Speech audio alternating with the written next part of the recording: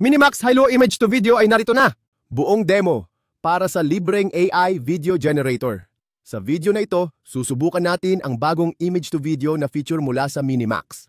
Susubukan ko ang mga pinakaginagamit na uri ng galaw ng camera gamit ang Minimax. Ikukumpara natin ang output nito sa Runway Gen 3 at Kling AI 1.5. Bukod pa rito, susubukan natin ang model gamit ang komplikadong mga direksyon at ikukumpara ang resulta kapag naka-on at naka-off ang prompt optimizer. Simulan na natin. Ginagamit ko ang English na version ng Minimax. Makikita nyo ang link sa description sa ibaba.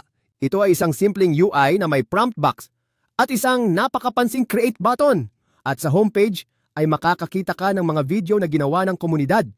Ngayon ay mayroon na tayong image icon sa ilalim ng prompt box. Ang button na ito ay nagpapahintulot sa iyong mag-upload ng imahe at gumawa ng video. Kaya i-click natin ang icon na ito, pumili ng imahe, at pagkatapos ay isulat natin ang prompt. Para sa unang halimbawa, wala akong sinulat na komplikado. Hindi ako nagdagdag ng anumang galaw ng camera. Inilarawan ko lang ng bahagya kung ano ang nasa imahe. Naglagay ako ng emosyon at inilarawan ang kilos ng oso. Para sa halimbawang ito, hindi ko pinagana ang prompt optimizer. At mamaya sa video, ikukumpara natin ang mga resulta kapag naka-enable at hindi naka-enable ito. Pagkatapos ay i-click mo lang ang create. At handa na ang ating video. Ang galaw ng oso ay mukhang natural. Ayos lang.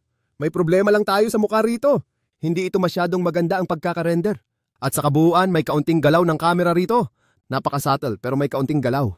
At syempre, ito ay galing mismo sa AI dahil hindi naman natin ito tinukoy. Sa susunod na halimbawa, gusto kong magdagdag ng galaw ng camera. Sinulat ko ang Dali in shot, camera zooms in. Gusto ko lang subukan, alam mo na. At medyo nagkagulo ang lahat. Talagang hindi ko nakuha ang gusto ko at ang render ay medyo sablay. Pagkatapos ay nakuha ko ang shot na ito, na sobrang ikinatuwa ko. Talagang wala akong idinagdag na galaw ng camera o kung ano man. Inilarawan ko lang kung ano ang nangyayari sa video. Gumagalaw ang kotse sa kalsada. At nagdagdag ako ng action shot. At naging maayos naman ang consistency nito. Medyo nasiyahan ako sa resulta. Pagkatapos ay lumipat ako sa shot na ito.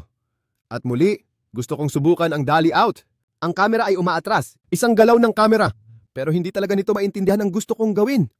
At alam mo kahit hindi ko naman hinihingi, nagsimulang maglakad ang lalaki. At nauwi ito sa isang tracking shot. Hindi nito lubos na maintindihan ang kailangan ko sa galaw ng camera. Sa susunod na halimbawa, sinulat ko ang handheld camera. Children are watching the sea. At ang handheld camera ay talagang wala rito. Kaya ito ay aktual na medyo static na camera shot. Halos hindi gumagalaw ang frame. Sa simula, nakatingin sila sa dagat. Pero pagkatapos ay lumingon sila. Kaya aktual na kabaliktaran ng hinihingi ko ang nangyari. Sa halimbawa ng ito, nagdagdag ako ng tilt-down camera. Kaya gusto ko sanang bumaba ang camera. At ang babae ay dahan-dahang naglalakad. Sa tingin ko, ito ang halimbawa ng pinakamalapit sa hinahanap ko. Maliban na lang, syempre, na siya ay naglalakad ng paatras. Kaya ang paggalaw pababa ng camera ay narito. At ito ang unang shot matapos ang maraming pagsubok na nagtagumpay ako sa galaw ng camera. At sa susunod na halimbawa, naisip ko, tila ba hindi naintindihan ng system ang camera tilt up, down, dolly in, dolly out? Siguro masyado itong technical, kaya bakit hindi ko na lang isulat ng simple? The camera follows the fire truck. Kaya, sa kasamaang palad, hindi ko nakuha ang camera shot kung saan sinusundan ng camera ang fire truck. Ang galaw ng fire truck sa tingin ko ay ayos lang. At mukhang maayos ang pagkakakilos nito, pero hindi ko nakuha ang gusto ko. Pagkatapos noon, sabi ko, okay, siguro hindi gumagana ang camera follows X na format. Paano naman tracking shot? At gamit ang tracking shot bilang prompt, nakuha ko ang gusto ko. Siyempre, mapapansin mo na may issue sa kamay dito kung saan ang kamay ay parang sumasagot sa mga korales. Pero tracking shot, ayos, pwede na. At pinagpistahan kong gamitin ang prompt na naging maayos ang resulta sa car shot dati. At sa pagkakataong ito, sinulat ko ang woman swims action shot. Pero sa totoo lang, mas pangit ang shot na ito kaysa sa version ng tracking shot. Una sa lahat, napaka-static ng shot kumpara sa hinihingi natin. Hindi ito isang action shot at may ilang morphing issue sa salamin dito. Kaya, hindi ako masyadong natuwa sa shot na ito. Pagkatapos ay medyo na-frustrate ako at naisip ko na gusto ko lang magkaroon ng mabagal na zoom papunta sa mukha ng subject. Sa tingin ko naman hindi dapat ito ganun kahirap. Pero pagkatapos, ang shot na ito ay nagkaroon na naman ng morphing. Para bang hindi talaga ito nakikinig sa prompt ko. Okay, pagkatapos ay nakuha ko ang shot na ito at sa tingin ko maganda ang shot mismo. Pero ang camera pushes forward, hindi gumana. Halos walang galaw ng camera rito. Isa itong medyo static na shot. Pero ang gusto ko talaga ay lumapit ang camera sa subject ko.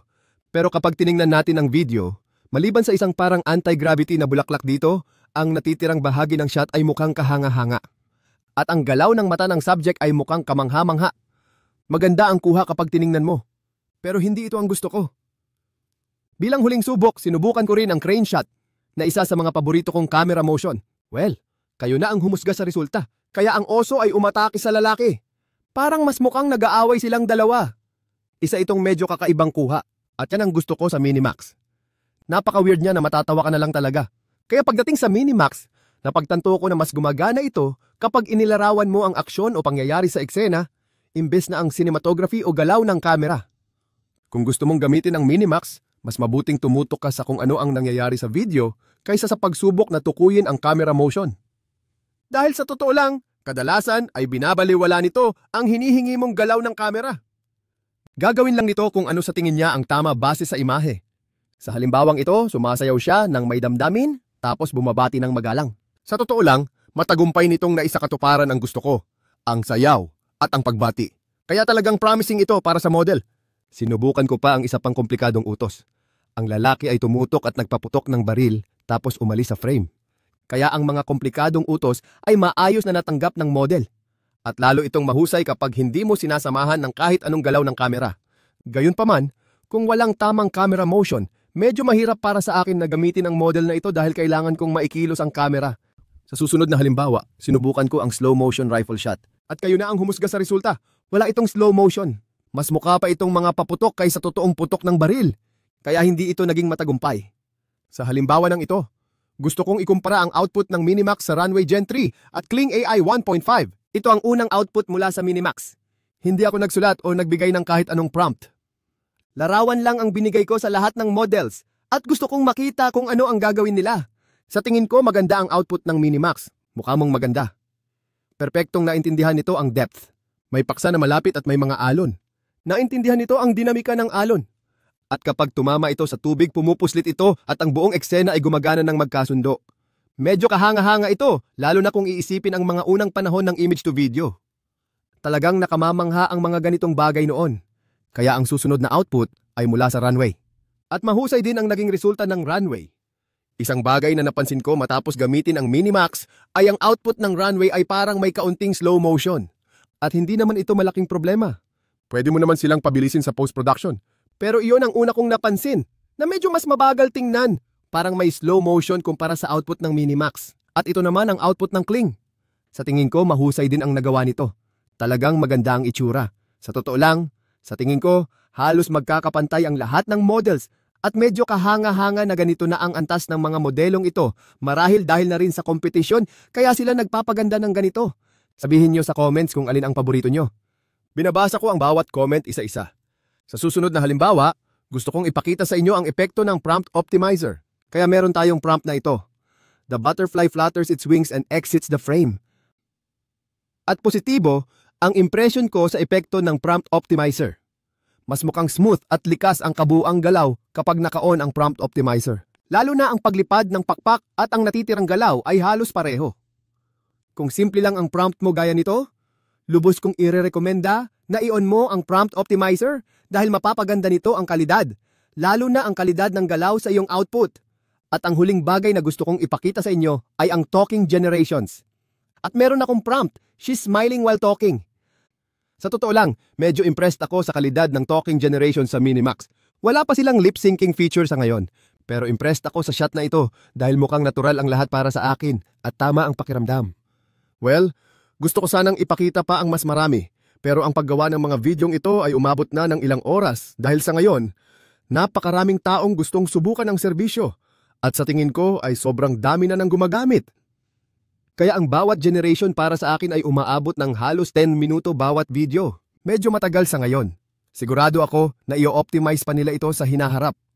Pero sana ay nakatulong talaga ang video na ito para mas maunawaan ninyo kung paano gumagana ang Minimax image to video, kung ano ang kalidad ng output, at kung ano ang kaya at hindi kayang gawin nito pagdating sa camera motion. Kung nakatulong ito, paki-like ang video at mag-subscribe sa aking channel para sa mas marami pang in-depth tutorials.